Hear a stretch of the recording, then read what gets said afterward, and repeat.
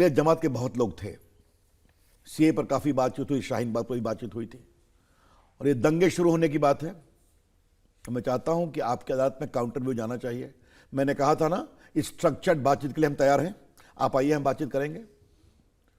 मैंने 3 बार अपील की थी, आपके चैनल पर की थी, देश ने देखा, करोड़ों लोगों ने, कोई रिस्पॉन्स आया नहीं आया। एक दिन गए थे ना, सब लोग जाना चाहते थे होम मिनिस्टर के घर, रोक दिया उन्हें। अमित शाह ने कहा आप डेलीगेशन में आइए, समय मांगे हम देंगे आपको, तो आप जुलूस लेके जा रहे हैं। ऐसे तो बातचीत नहीं होती ना, ये सब दंगे शुरू होने के पहले की बातचीत है।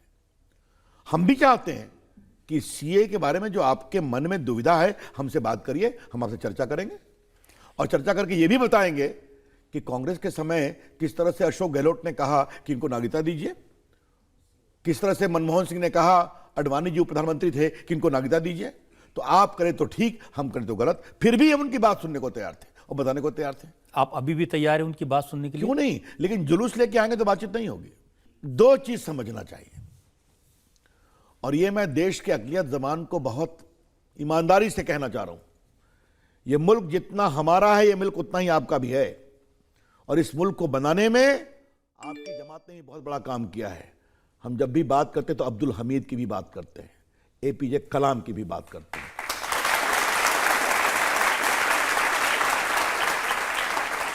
क्रिकेटर इरफान पठान की भी बात करते हैं, सलमान खान, शाहरुख खान, आमिर खान की भी बात करते हैं।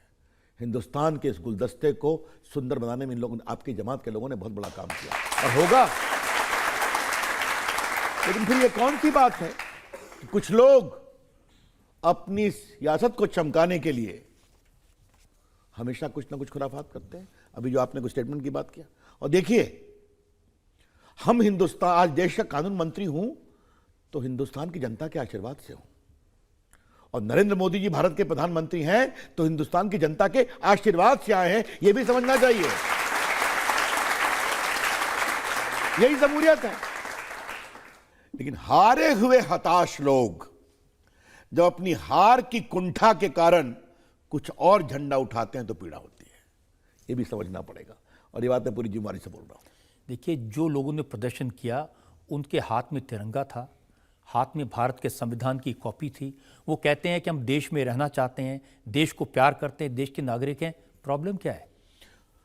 तो देश का कानून मंत्री आपकी अदालत में माय लॉर्ड रजत शर्मा को बड़े विनम्रता से कहना चाहते हैं कि इस देश से किसी भी अक़लियत को निकाला नहीं जाएगा। ये आप साफ साफ सुन लें, ये हम कहना चाहते हैं।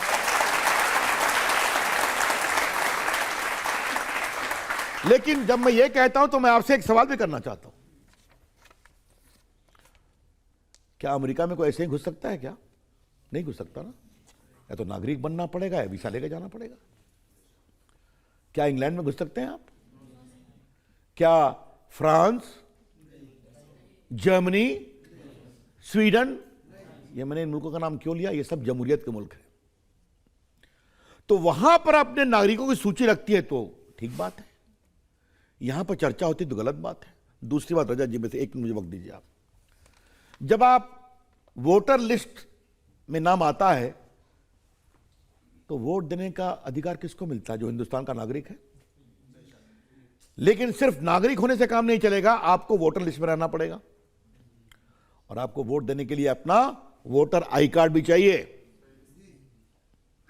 आप बटन दबाइए इनके दफ्तर में जाकर के, आपका नाम, आपका उम्र, आपके पिताजी वालिद साहब का नाम सब आ जाएगा। हर 2 साल में वोटर लिस्ट रिवाइज होती है, तब तो कोई नहीं कहता कागज नहीं दिखाएंगे। ये क्या मतलब है इसका? देखिए, ये मतलब ये है कि लोगों के दिल में डर बैठा है कि एक दिन, तो फिर अब एक मिनट, एक दिन एनआरसी आएगा, हमसे सबूत मांगे जाएंगे, कागज नहीं होंगे तो हमें डिटेंशन सेंटर में डाल दिया जाएगा। आपने मेरे इस प्रश्न को नहीं समझा, और मैं चाहता हूं आपके माध्यम से देश की जनता समझे। जब वोटर लिस्ट में आपका नाम आना है तो आप सब कुछ दिखाते हैं ना, कि आप यहां रहते हैं, आपका ये आई कार्ड है, आपकी ये उम्र है, आपके वालिद साहब का, आपके पिताजी का ये नाम है, और ये सब वोटर लिस्ट पर है। बटन दबाइए, इलेक्शन कमीशन का दिखाई पड़ जाएगा। तब तो आपकी कोई परेशानी नहीं होती है, कोई अदावत नहीं होती है। रिवाइज करना है तो भैया, क्योंकि आपके बटन से इस मुल्क की सियासत बनती है, कौन पीएम बनेगा, कौन सीएम बनेगा, समझे आप? तब तो आपको सब दिखाना है। तो ये बहस कभी कभी होनी चाहिए और मैं इस बहस को प्रोवोक कर और फिर कहूंगा, देश का कानून मंत्री आपके सामने, आपके चैनल पर और इनके सामने बोल रहा है, इस मुल्क से किसी भी अक़लियत के लोगों को बाहर नहीं किया जाएगा।